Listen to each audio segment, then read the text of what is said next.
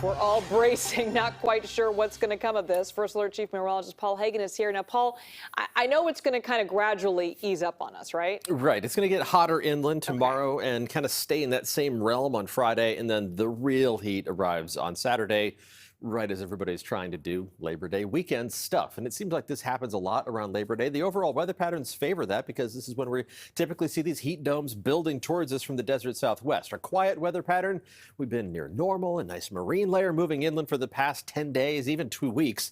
That's coming to an end as the heat is going to build. Again, it's an excessive heat warning for inland parts of the Bay Area Saturday all the way through Tuesday. Goes into effect at 11 a.m. Saturday, goes through 8 p.m. on Tuesday. Inland high temperatures will range from the mid to upper 90s in the Santa Clara Valley to over 100 inland of the North Bay to the 105 to 110 range on the high end inland in the East Bay. Now, there's still an excessive heat watch in the red shading around the bay and right along the coast. The Weather Service is still making up their minds in terms of whether they want to issue a heat advisory there. I don't think it's going to be necessary along the coast because your temperatures are likely only going to top out in the low 70s.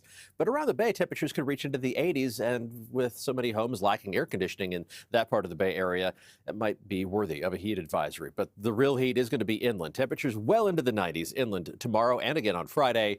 And then the 100-degree plus high temperatures Saturday, Sunday, Monday, and Tuesday. And these are kind of the averages for inland parts of the Bay Area. The hottest spots are going to be close to 110 degrees Sunday and Monday. Those are the peak days of this particular heat wave. And the air quality isn't going to be great either. It's not going to be terrible. I don't think it's going to be worse than what we saw today, which was mostly yellow dots on the map from purple air indicating moderate air quality. But it's also not going to get better either. So that haze on the horizon that we've been seeing, it's still going to be here through the remainder of the work week and into the holiday weekend. You can still see that haze on the horizon. It's not as bad as a couple of years ago, obviously, but still not what we want to see. Temperatures today, hot already in Livermore at 96 degrees, and Concord was right on your heels. Upper 80s in Santa Rosa, just right around what's average for the last day of August in San Jose at 81. Mid 60s in San Francisco, a couple degrees below average.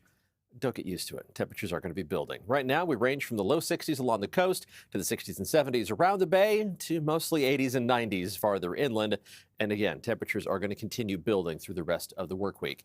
You wouldn't guess it, though, by just looking at tomorrow morning's low temperatures. Mid to upper 50s to around 60 degrees, even some low 50s in the North Bay. We can handle that, but temperatures tomorrow afternoon are going to be one step warmer for inland parts of the Bay Area. Not along the coast. Again, lucky you, mid-60s there. 80s down the peninsula and around the south end of the bay, at or above 90 degrees throughout the Santa Clara Valley, right at 90 in San Jose, but up into the upper 90s around Morgan Hill and Gilroy. Temperatures inland in the East Bay, already a mix of 90s and low 100s in the forecast for Thursday afternoon. The hottest spots around 102 for Fairfield, Antioch, and Brentwood, the usual hot spots. Low 70s in San Francisco, several degrees warmer than today.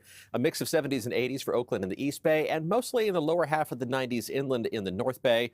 Yeah, it's about 5 to 7 degrees above normal. The real heat is going to be a little farther north, where inland Mendocino County and Lake County, even northern Napa County, likely to reach up to around 100 degrees. Forget the numbers for a second. The heat risk is what we focus on when trying to figure out how dangerous it's going to be. And we're in the moderate category today, even for the hottest spots that were in the 90s.